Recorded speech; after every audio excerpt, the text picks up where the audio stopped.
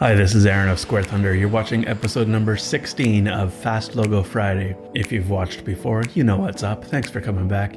If you're new here, every week I design a logo based on a random weird word. Our word today is Sone, S-O-N-E. Do you know what that means? Have you ever heard that word before?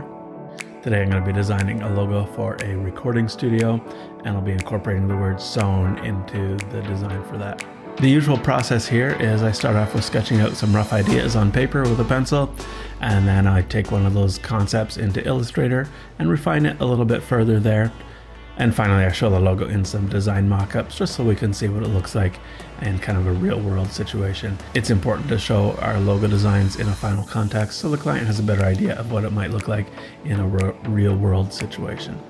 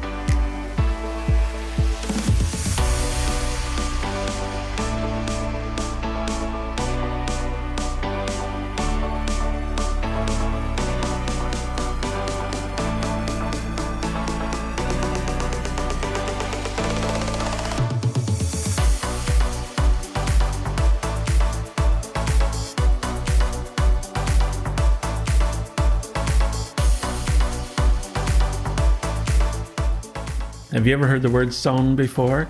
You might have seen it if you've ever gone shopping for a bathroom exhaust fan or a vent fan for your kitchen, for example. A Sone is a unit of subjective loudness. It's not a concrete way of measuring the volume of something, but it's a kind of general rule of thumb way to understand how loud something is. Technically, a Sone is a tone of 1000 hertz or 1 kilohertz, which sounds like this,